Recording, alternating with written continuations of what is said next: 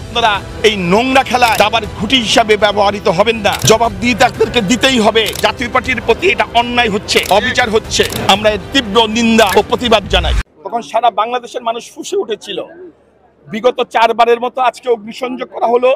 দেশের মানুষ বিচার করছে যে জাতীয় পার্টির প্রতি এটা অন্যায় হচ্ছে, অবিচার হচ্ছে। সেই অন্যায় অবিচারের প্রেক্ষিতে দেশের জনগণ আজকে মহিরু জাতীয় পার্টির পতাকা তলে ঐক্যবদ্ধ। এতেই অন্যান্য দল ভীত সন্ত্রস্ত হয়ে পড়েছে। তারই প্রেক্ষিতে তারা মগের মুল্লুক কিংবা বর্গীদের আক্রমণের মাধ্যমে বাংলাকে যেভাবে অতীতে 400 বছর আগে দমন করে রেখেছিল সেই পন্থা অবলম্বন করেছে। আমি বলতে চাই এটা একটি মধ্যযুগীয় বর্বরতার সামিল। অগ্নিসংযোগ কোনো সমস্যার সমাধান হতে পারে না। আজকে যদি ডক্টর ইউনূস সাহেব উনি যদি আইনের শাসন প্রতিষ্ঠা করতে চায় সত্যি তাহলে এটা 1 ঘন্টার ব্যাপার। প্রশাসন যদি তার সঠিক পন্থা অবলম্বন করতে পারে এই মব ভায়োলেন্স নির্মূল করা কোনো বিষয়ই না।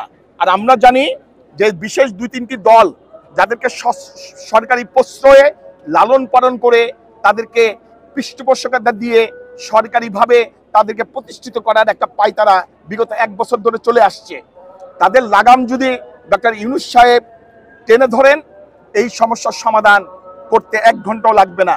কিন্তু উনার নীরব ভূমিকা মব ভায়োলেন্সকে উস্কে দিচ্ছে। জাতীয় পার্টির কার্যালয়ে 4 বারের মতো 1 বছরের ভিতরে অগ্নিসংযোগের মতো মধ্যযুগীয় বর্বরতার অবতারণা ঘটাচ্ছে। আমরা এর তীব্র নিন্দা ও প্রতিবাদ জানাই। আজকে হামলা চালিয়েছে কারা?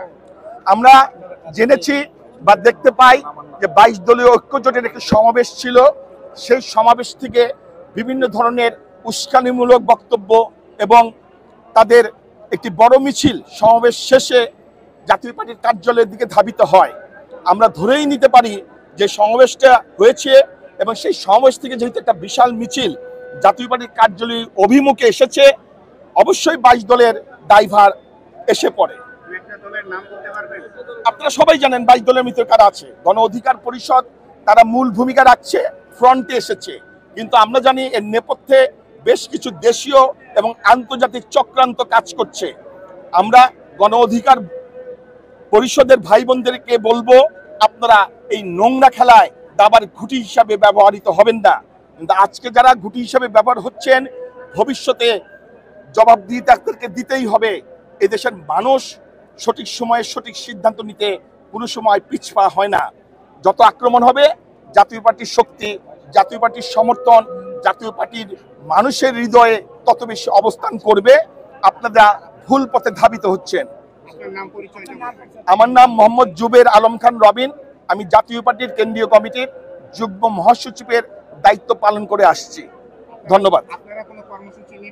আমাদের তো প্রতিদিনই আমরা এখানে আমাদের আলোচনা সভা, হামলার প্রতিবাদে তো আমরা প্রেস কনফারেন্স করছি।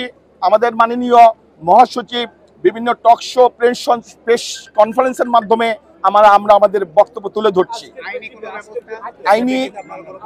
আইনি ব্যবস্থাটা এটা আমাদের পার্টির সর্বোচ্চ ফোরাম, তারা সিদ্ধান্ত নেবেন।